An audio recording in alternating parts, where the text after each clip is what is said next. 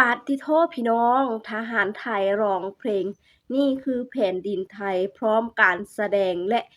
ส่งให้เห็นถึงความแข็งแกร่งของทหารไทยและ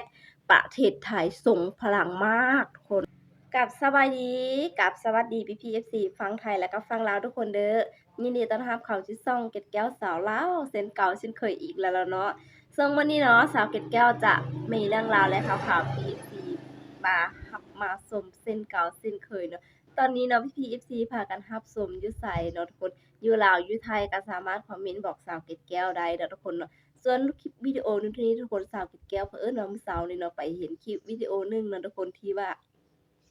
ได้แตะเข้าไปเบิ่งทุกคนซึ่งได้เบิ่งแล้วป๊าดทุกคนเป็นคลิปวิดีโอที่คือแบบเบิ่งแล้วทุกคน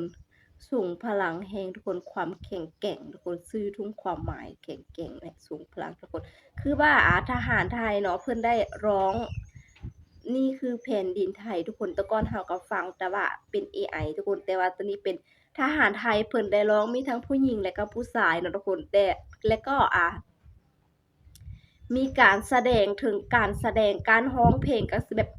บ่ได้ยิ้มบ่ได้หัวทุกคนแบบสื่อถึงความหมายความแข็งแกร่งนะทุกคนเนาะแล้วมีท่าแบบการแสดงหรือว่าการแสดงที่เพิ่นได้ไปรบหรือว่าทุกอย่างทุกคนการซ้อมอาวุธต่างๆนะทุกคนเนาะซึ่งแบบได้ร้องแล้วก็มีทั้งผู้หญิงผู้ชายทุกคนร้องพร้อมกันอีกด้วยทุกคนซึ่งสาวเกร็ดแก้วไปเห็นแล้วทุกคนป๊าดทุกคนเนาะเป็นคลิปวิดีโอที่ว่า ฟังแล้วเบิ่งแล้วมันสื่อถึงความหมายเนาะทุกคนที่ว่าส่งพลังขึ้นมาความแข็งแกร่งของทหารไทยและคนไทยทุกคนแล้วบ่ว่าแต่อิหยังก็ทุกคนที่เขาเจ้าว่าไผสิมารุกรานบ่ได้ทุกคนทหารไทยประเทศไทยเนาะทุกคนเนาะความแข็งแกร่งความเพียบพร้อมเสมอและพลังมาเต็มร้อยเนาะทุกคนเนาะเดี๋ยวสาวเกร็ดแก้วจะพาทุกคนไปรับชมบรรยากาศการร้องเพลงและการแสดงของทหารไทยกันเลยเนาะทุกคนเนาะก่อนสิไปรับชมสาวเกร็ดแก้วก็ต้องขออนุญาตจากเจ้าของคลิปแล้วก็เจ้าของช่องเนาะที่เอาคลิปของเพิ่นไปเผยแพร่ไปดีอีกสั่นก็ต้องขออนุญาตหลายๆเนาะทุกคนเนาะสาวเกร็ดแก้วเอาคลิปวิดีโอนี้ไปเผยแพร่ก็เพื่อให้ทุกคนได้เบิ่งได้ชมนำกันความแข็งแกร่งและความทรงพลังของทหารไทยเนาะเผื่อว่ามีคนใดที่ยังบ่เห็นนั่นเองทุกคนไปกันเลยเนาะทุกคนเนาะมากันเลยทุกคนเนาะว่าดีกับสินค้าไทยที่เป็นคนไทยได้สู่ออกมา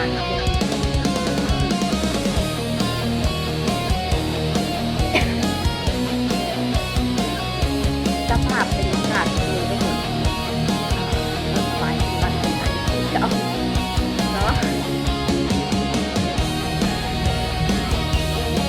รถจะหลายๆเลยประมาณหอยเคแตนปักไว้ด้วยเลือดเนื้อไทยทาบทับลงจิตวิญญาณยังคงสถิตในท้องที่โบกสะบัดออกดาบของปู่เคยยืนสู่ศัตรูให้ปราศัยเขาคือเชื้อชาติไทยบ่ยอมไม่ภัยมาเหยียบแผ่นดินทุกตารางนิ้วคือชีวิตคือดวงจิตบรรพชนคือคำสาปที่ต้องสู้ทนคือเหตุผลที่เราต้องยืนตะโกนก้องห้องไปนี่คือแผ่นดินไทยคือมรดกล้ำค่าที่ฝากฟ้ามอบลงมาสิยืนสู้สุดชีวารักษาไว้ในพระสุธาห่วงแหนไว้ให้ลูกหลานสืบตำนานศาสตร์สยาม เสียงปืนดังฟ้าห้องคำรามก้องปกป้องพงไทย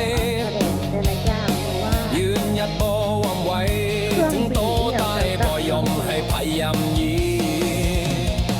หมู่เอ๋ยจงมั่นใจจับมือไว้ให้แน่นแฟนสีวันสิสู่เคียงบ่ากันจนตะเวนนั้นลับขอบฟ้าเบิดตารางนิ้วคือชีวิตคือดวงจิตบรรพ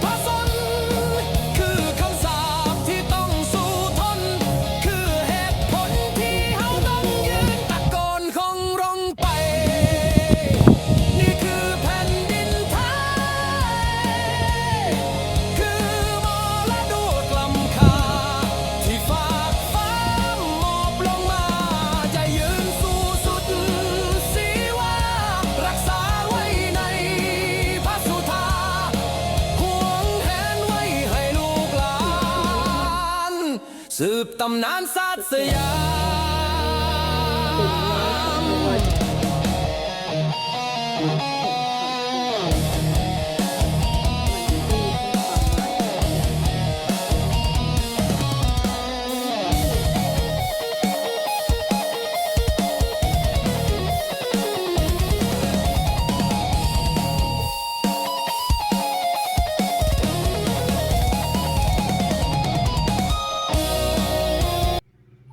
เป็นจังไดกันแน่ทุกคนหลังจากว่าได้เบิ่งแล้วทุกคนเนาะได้ฟังนำกันแล้วมีความคิดเห็นจังใดทุกคนก็สามารถคอมเมนต์โอ้ลมนำสาวเกดแก้วได้เนาะส่วนว่าสาวเกดแก้วเนี่ยโอ้โฮทุกคนเบิ่งแล้วคือแบบนี่คือความแข็งแกร่งของทหารไทยทุกคนการที่เพิ่นได้มาร้องเพลงนี่ท่าของเพิ่นจะขึงจะแข็งนะทุกคนเนาะได้สังเกตคือสาวเกดแก้วบ่พี่น้องเนาะและก็เพลงนี้ก็ฟังแล้วก็ส่งพลังแรงทุกคน ถึงกับขนลุกเลยพี่น้องเอ้ยฟังแล้วหั้นนะทุกคนแล้วก็มีการเพิ่นได้เฮ็ดการแสดงเนาะทุกคนเนาะ